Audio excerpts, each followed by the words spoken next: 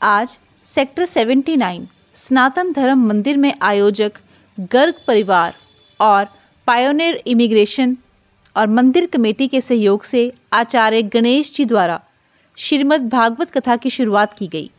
इस मौके पर गर्ग परिवार द्वारा समूह मोहाली निवासियों को कथा में हाजिरी लगाने की अपील की। आइए देखते हैं कथावाचक आचार्य गणेश जी और गर्ग परिवार से खास बातचीत। हमारा नाम है आचार्य श्री गणेश प्रसाद जी और ब्रिटे में रहते हैं। पंजाब मानसा डिस्ट्रिक्ट है हमारा जिला। पहले पुराना बठिंडा जिला था, मानसा है ब्रिटे से। और कई सालों से श्रीमद् भागवत की कथा, श्री राम कथा, कीर्तन इत्यादि करते हैं। और हमारे यजमान परिवार हैं जिन्होंने के बड़े भाव से हमें यहाँ पर आदर सहित बुलाया है, तो बड़े प्यार से ये कथा करा रहे हैं।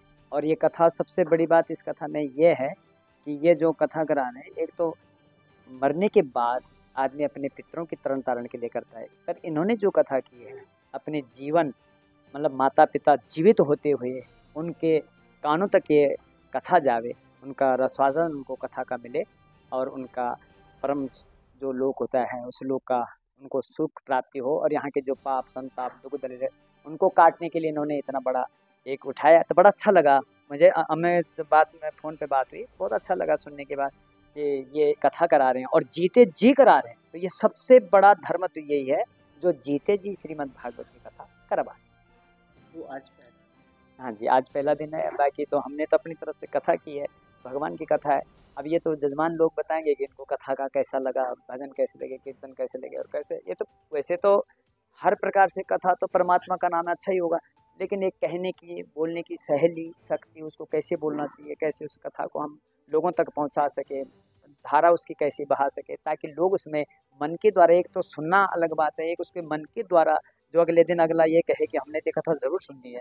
तो ये एक अच्छा उसमें होता है। हम कोशिश ये करते हैं कि हम अधिक से अधिक ये करें, परमात्मा ऐसी कृपा करे ताकि लोग भी इस भक्ति रस में डूब सकें अच्छी तरह से। जो ये भागवत कथा है जी। मंदिर में होती है, कुछ यजमान घर पर करवाओ, नहीं, अलग जगह पर इसका ऐसा नहीं है, इसमें ऐसी कोई बात नहीं, क्योंकि मंदिर तो वैसे कहते हैं घर से 10 गुना मंदिर, मंदिर से 10 गुना तीर्थ, तीर्थ से 10 गुना जो है गुरु के चरणों में। और ये तो अच्छी बात है, इनका पाठ पूजा जो मेन पावर है इनके घर में। यहाँ तो हम केवल इस कथा को मतलब एक प्रभाव कर रहे हैं, लोगों तक समझा रहे हैं। जो घर में पूजा पाठ, देवताओं का जो आह्वान किया है, पूजन किया है, वो तो सब इनके घर में ही है। पूजन पाठ इनके घर में है, बड़ी अच्छी तरह से सवेरे 3 घंटा इनकी पूजा हुई है, तो घर में पूजा पाठ हो रहा है, परमात्मा का चिंतन तो घर में भी हो रहा है और मंदिर में भी। तो ये तो मंदिर है, पर मंदिर तो परमात्मा का है, इन्हीं का मंदिर है, इन्हीं के मंदिर में हम इनका गुणगान कर रहे हैं। इससे बड़ा अच्छा और हो क्या सकता है। ये तो जैसे आप बहुत सारे श्रद्धालु भी आते हैं, तो क्या वो अगर इस कथा को आनंद लेना चाहें हाँ जी। तो उनको फल मिलता है? हाँ, इसको कोई भी देखो, इन्होंने ये मेरे से पहले कहा था, फल तो सबको ही मिलेगा जो सुनेगा, वो तो इसमें तो कोई कहने वाली बात नहीं है। लेकिन दूसरा इसका जो स्वरूप है, इन्होंने केवल ये नहीं कहा है कि इस कथा को जिसको हम बुलाएं वही आए। इनका मतलब है कि मंदिर में हम इसलिए करा रहे हैं ताकि कोई भी आ सके, आगंतुक कोई भी, किसी धर्म का, किसी मत का, कोई क्यों, परमात्मा सबके बराबर है। ठीक है ना, जात पात कुछ नहीं देखता। परमात्मा देखा राम का भजे सो राम का होई, जो परमात्मा को भजन करता है परमात्मा का है। इसलिए परमात्मा ऐसे नहीं देखता कि कौन जात का है क्या है, ये तो हमारे लोगों का है। परमात्मा के लिए सब बराबर हैं। और इनका मतलब यही था मंदिर में कराने का विशेष तरह, कि जो घर में कराएंगे तो वही आएंगे जिनको हम बुलाएंगे, क्योंकि दूसरे एकदम घर में कोई अन्य आदमी नहीं आता। और ये मंदिर है, ये तो सबका है। यहाँ तो हर किसी व्यक्ति का अधिकार है, यहाँ कोई भी आ जाएगा। तो कथा सुनने का कि सबको इसका फल मिले, हम अपने माता पिताओं के लिए कर ही रहे हैं, साथ में इसका फल औरों को भी मिल जाए तो ज़्यादा अच्छा है। और यही होता है, धर्म यही कहता है कि यूँ भरने को तो जीवन में पशु भी पेट भरते, जो मिलकर बांट कर खाए उसको इंसान। जैसे आज एक पहला दिन, हाँ, कोई 2 दिन बीच में गैप पड़ जाता है या आप अब वो एक बराबर को नहीं, पुण्य तो बराबर एक दिन का। मैंने क्या कहा, श्लोक एक श्लोक, आधा श्लोक, एक अक्षर भी अगर इसका पाठ किया जाए तो वो भी इसका फायदादायक है, उसमें नहीं होता। हाँ, मजबूरी है, अगर आप लगातार आ सकते हो, ऐसे ही नहीं आ रहे हो कि क्या जाना है, वो तो एक अलग बात है। वो तो पहले दिन का सुनकर भी उसका फल नहीं मिलेगा। पर जो अचानक कोई काम होगा, नहीं आ सकता है, तो उसमें कोई बात नहीं, वो तो परमात्मा भी माफ करता है। परमात्मा को पता है कि इसने, ये हमारा गृहस्थ धर्म है, इसमें 100 काम है, किसी की कहीं तकलीफ हो गई, किसी ने कहीं जाना होगा, तो एक मजबूरी है, तो उसमें फल पूरा मिले। छोटा रखा जाता है, उसकी मतलब आप ये कथा कल के प्रसंग में सुनाएंगे। मेन तो इसमें तोता ही है, जो अमरनाथ की गुफा से जहाँ से कथा का स्मरण हुआ है, ये तो तोता तो सबसे बड़ी बात। हाँ, ये कल बताएंगे, आप कल के प्रसंग में देखना, कल आप आना और हमारे से। कितने दिन चलेगी ये कथा 7 दिन की है। 8वां दिन हम जो यज्ञ हवन करेंगे और मतलब इनको पूरा समाप्ति की ओर चलेंगे। लेकिन 7 दिन तक, वैसे तो कथा 7 दिन का मतलब चलता रहे, ये धर्म हम तो ये कह रहे हैं 7 दिन और शुरू हो जाए तो भी कोई बात नहीं, लेकिन वैसे साप्ताहिक का मतलब 7 दिन तक लगातार चलेंगे और 7 दिन तक ये बिल्कुल हमारे साथ, हम इनके साथ बने, हमारे साथ बने। कथा का समय क्या है? कथा का समय वैसे तो मैंने तो इनको ये कहा था कि 2 बजे से, मेरे को तो जितना ज़्यादा घंटे दोगे उतना ही फायदा है। मेरे को तो चाहे 10 घंटे दे दो, हम आसन से हिलेंगे नहीं। पर हमने सबका ही देखना, क्यों अपना तो नहीं देखना। हम तो कहीं भी बैठ करके भक्ति करने को कहीं भी बैठ के कर सकते हैं। लेकिन वैसे कथा का कम से कम, इस कथा के लिए मैं ये कहता हूँ कि 3.5-4 घंटे मिले तो कथा का फिर भी निरूपण हो सके, सही तरह से हम कर सके। लेकिन यहाँ हम आज ही देखो 3-3:15 बजे बैठे हैं, 3-3:15 बजे बैठे हैं, 5, 5:30, 6 बजे उठ गए। तो कथा का इतना न तो वो शुरुआत सी होती है, ना बीच में भजन भी सुना। अब देखो एक ही चीज़ है, अगर आपको रोटी दी जाए तो आपका पेट नहीं भरेगा ना। आपको अगर सब्जी दी जाए तो आप तब भी उसको, आपको सब्जी भी चाहिए तो रोटी भी चाहिए, चटनी भी चाहिए। ऐसी कथा के साथ साथ में थोड़ा भजन कीर्तन भी होना चाहिए, लोगों का ध्यान भी। हमें ये भी देखना होता है कि सामने पब्लिक बैठी है, इस टाइम क्या चाह रही है। ये नहीं कि हम उनको कथा ही सुन रहे हैं तो बस हम सुनाते रहें, इमला की तरह हम उसको पढ़ रहे हैं, वो सुने ना सुने उसका कोई मतलब नहीं। हमें ये भी देखना है कि इस टाइम इनका मन कथा में है या नहीं है, अब ये क्या सुनना चाहते हैं, उस टाइम हम उनको भजन कीर्तन, ताकि उनका ध्यान इधर आ जाए।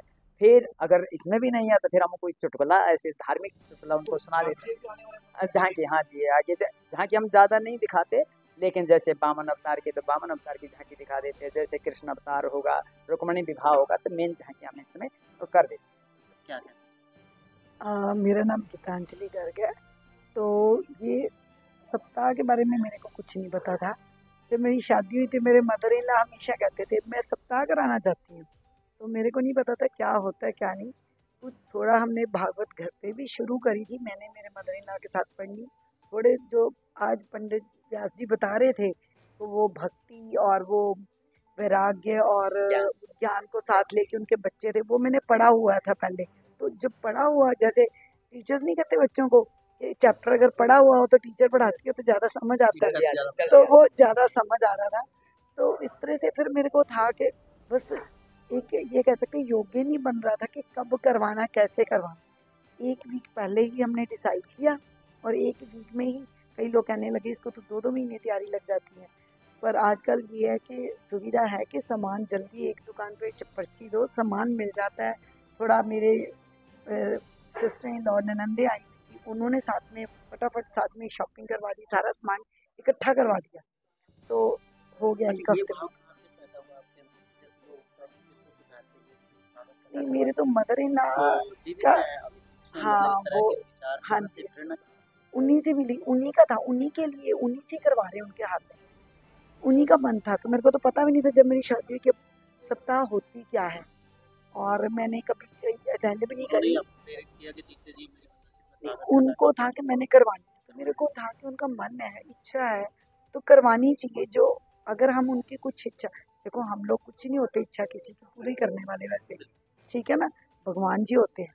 तो पर उनका मन था, तो हमारा मन था कि उनके होते उनके करवा लें, तो बस उसी से। देखिए, पिताजी मेरे 95 साल के हैं, माताजी जो है 93 साल के हैं। तो 15-20 साल पहले से वो बात करते हैं कि मेरे मन में है ख्वाहिश, इसको बोलते इच्छा है कि श्रीमद् भागवत कथा का पाठ कराया जाए। तो कुछ बिजी के टाइम पे ऐसा रहा कि ज़्यादा रहे व्यस्त, लेकिन मन में था। और मेरी वाइफ गीतांजलि, इसकी बड़ा अप्रिशिएट करता हूँ कि बहुत सेवा करती है माता पिता की, और उनकी इच्छा को पूरा करने के लिए खासतौर पे ये किया। और 7 दिन का, और मैं हैरान हूँ जिन लोगों को इनवाइट कर रहे हैं हम, वो लोग कह रहे हैं कि ये तो ज़िंदगी की बहुत बड़ी अचीवमेंट, बहुत ख़ास बात है, बहुत कम लोगों को ऐसा जो है मौका मिलता है। और बेशक जो है हमारा बड़ा लंबा चौड़ा व्यापार है, और उसमें कुछ घंटे भी निकालना बड़ा मुश्किल हो जाता है। और 1 सप्ताह के लिए बिल्कुल काम को छोड़ के इसके लिए निकालना समय, और ये सारा ध्यान से करना और बड़ा नियम से रहना, और भगवान का जो इस तरह से स्तुति करना। और व्यास जी की मैं बहुत तारीफ करता हूँ। मैंने बड़ी कथाएं सुनी तो हैं, लिखी हैं, लेकिन बहुत ही सुंदर, बहुत ही बड़े प्यार से। और मैं हैरान हूँ कि इन्होंने व्यास जी ने बताया कि व्यास जी जो हैं विष्णु स्वरूप होते हैं। तो उसमें जो है जेनुअनली इतने गुण के, इतने सुर में गाना, इतने मंत्र याद रखना, और इतनी बातें इतने लय से जो है, जितने तरीके से कहना, और इतनी मीठी आवाज़, ये सब चीज़ें जो हैं एक ही इंसान में इतने गुण होना, ये भगवान की कृपा से ही है। हाँ, मैं और खुद यही हाँ, सुनते हुए सोच और रही थी कि ये मतलब कि वो कह रहे हैं तो भगवान जी की स्पेशल कृपा है कि इनको बार बार वो मंत्र जाप करने का मौका मिल रहा है। ठीक है ना, तो वो हम तो बस एक हफ्ता करेंगे, ये तो सचमुच एक फीलिंग है कि ये इनके तो कहने की बात थी, लेकिन ये एक सचमुच मन का भाव है कि व्यास जी जो है, जो ये इस कथा बता रहे हैं, ये विष्णु स्वरूप ही है, भगवान का रूप ही है। और मुझे जेन्युइनली लगता है कि इंसान में इतनी खूबियाँ जो हैं, इतने गुण जो हैं, इतना कुछ गाना बजाना, ये सब कुछ, और इतना मन लगा के सब कुछ, और भगवान की स्तुति करना, और सचमुच ये कथा कहते हुए अपने आप को भूल जाते हैं, और हम कथा सुनते सुनते भी मंत्रमुग्ध होना का मतलब भूल जाते हैं। और सचमुच हमारा सौभाग्य है कि हम ये करवा पा रहे हैं। और लोगों को मेरी ये सचमुच ये मेरी ये सलाह के ऐसे मौके का फ़ायदा उठाना चाहिए।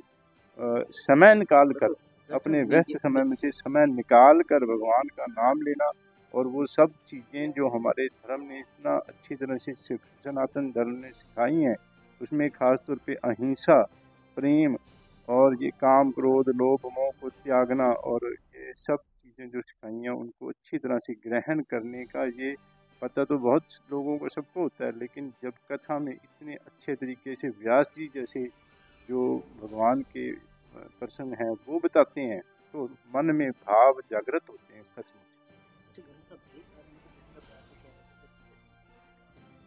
बिल्कुल, देखिए ये वही कारण, बिल्कुल आपने बड़ा अच्छा सवाल ये पूछा, कि प्रश्न पूछा कि हमारा भाव है कि सारे लोग जिनको भी पता लगे, और कई मंदिरों में, खासतौर पे इस मंदिर में के बाहर ही हमने एक फ्लैक्स लगवा दी है लोगों के जनरल इनविटेशन के लिए, कि जो भी पढ़े तो उनके लिए, सबके लिए आमंत्रण है, और भगवान के नाम के लिए तो आमंत्रण की जरूरत भी नहीं।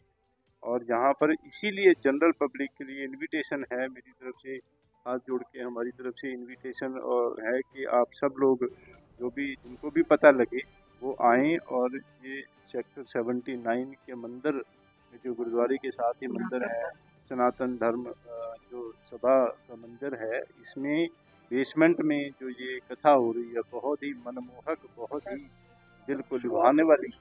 तो ये 2:30 बजे से 2 बजे कीर्तन शुरू हो जाएगा, और व्यास जी जो है वो गद्दी पे 2:30 बजे से जो है कथा आरंभ कर देंगे, और 5:30 बजे तक कथा चल के, और भजन ये जो आरती वगैरह 6, 6:15, 6:30 बजे तक चलेगी। और ये जो समय पूरा का पूरा जो है 2 बजे से लेके लगाएं आपके 6 बजे तक, 6:30 बजे तक निकालना चाहिए। संजय पुरी। श्रीमद् भागवत भागवत तो जिसने सुन ली वो तर गया, और पढ़ने से एक श्लोक भी किसी ने पढ़ लिया, एक शब्द भी अगर कानों में किसी का आ गया तो समझ लो तर गया। और अगर किसी ने पूरी भागवत सुन ली, और व्यास जी जैसे महापुरुष के मुखारविंद से, मुझे भी बहुत साल हो गए हैं व्यास जी के सानिध्य में, कम से कम 40-50 भागवत मैंने साथ में सानिध्य में रह चुका हूँ। तो मतलब अगर ऐसे महापुरुषों के मुँह से अगर सुन लिया तो अपने आप ही तर गए। हम बैठ भी, पहले तो कहना है कि परमात्मा कहता है कि एक कदम तो चल तो सही मेरी तरफ, बाकी सप्ताह की बात तो बहुत दूर की, तो एक कदम तो चल, तो इतने में ही तर गए। अच्छा, तो कोई पुत्र नहीं,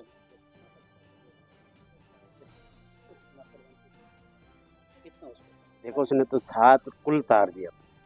अगर ऐसा पुत्र हो गया तो पीछे जो दादा परदादा रहे होंगे, समझ लो वो भी तर गए।